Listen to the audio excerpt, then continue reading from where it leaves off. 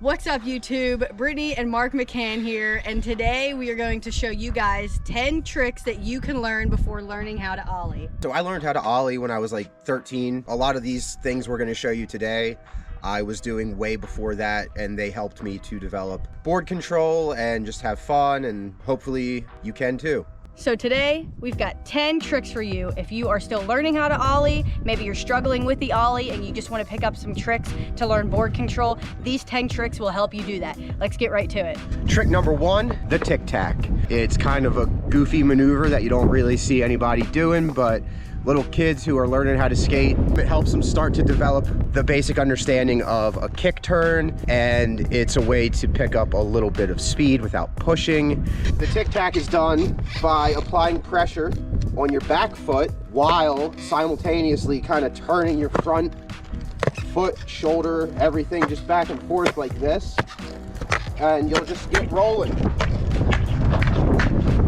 Trick number two is the kick turn, or the 360 kick turn. You apply the same concept as the Tic Tac, where you're applying pressure on your back foot and you're allowing the board with your back foot, shoulders and waist to move in the direction you want to go. If you want to do a backside kick turn, it's going to look just like this, and front side is going to go behind you. So you want to make sure you're looking where you're going and your shoulders and your waist go with you. The cool thing with this trick is, aside from just doing it on flat ground, you can take it to quarter pipes and you can take it to banks. That's a regular kick turn. Now, if you want to do a 360 kick turn, it's really fun and it's easy to come at the ramp going fakie. You apply the same concept, but you turn your body in a 360 motion. If you want to get really fancy with it, you can try a double. Before you learn how to jump up onto a curb, you'll probably learn how to ride off of it. As you approach the edge, you put a little bit of pressure on your back foot to slightly lift the front of your skateboard. As you do this, you'll just cruise right off, try to keep your feet over the bolts and just roll away. And as the front of your skateboard approaches the edge of the curb, you're going to apply a slight amount of pressure to the tail, causing the front to lift. So you just cruise off just like that. Trick number four, and a fun one, is the manual. You can do regular manuals or nose manuals. A lot of people find nose manuals way more challenging. Just like riding off a curb, you put a little bit of pressure on the back, except when you're doing the manual now, you got to hold it there.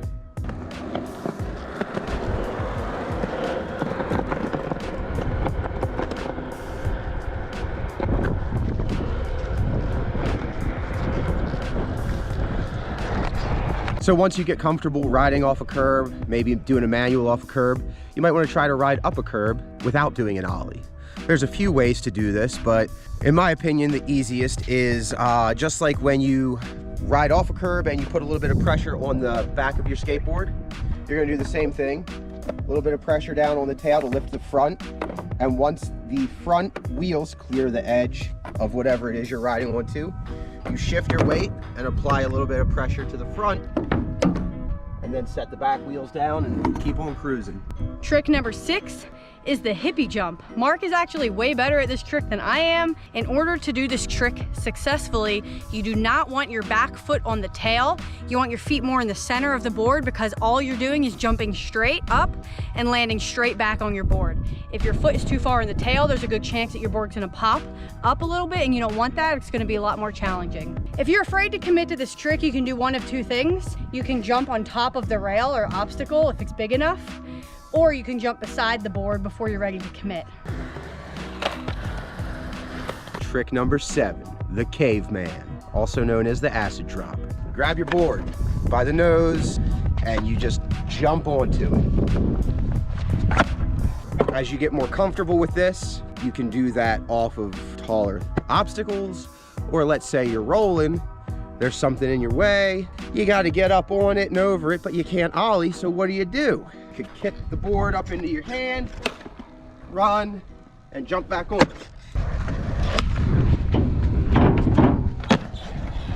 First, practice this trick on the ground. When you're comfortable doing that, take it to something a little bit higher, and then something even taller. Another thing you can do, similar to what Marc just did, is run and jump with it, but start holding the board. Coming in at trick number 8 is the boneless. This is an awesome trick to do, and you can do it on so many different things. You're gonna grab with your back hand, toe side, in the middle of the board. As you're rolling, you want to grab the board first before you step off. You'll step off with your front foot, and as you step off, you're gonna lift the board in the air and jump. I'm goofy, so I'm using my left hand.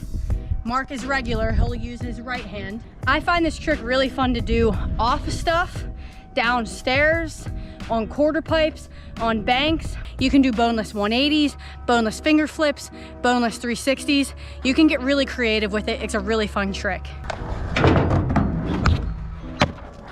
Number 9 is the nose stall. For the nose stall, you're gonna put your foot on the very front of your board, on the nose, your back foot all the way on the end of the tail, and you're just gonna kind of do a tic tac onto a curb, something really small. You can take it to something much bigger, but you don't have to ollie to do this. It's pretty fun. You push down, you're gonna lift up the front, and then you're gonna lift up on the back of your board like this. You can also take this trick and do a revert out of it.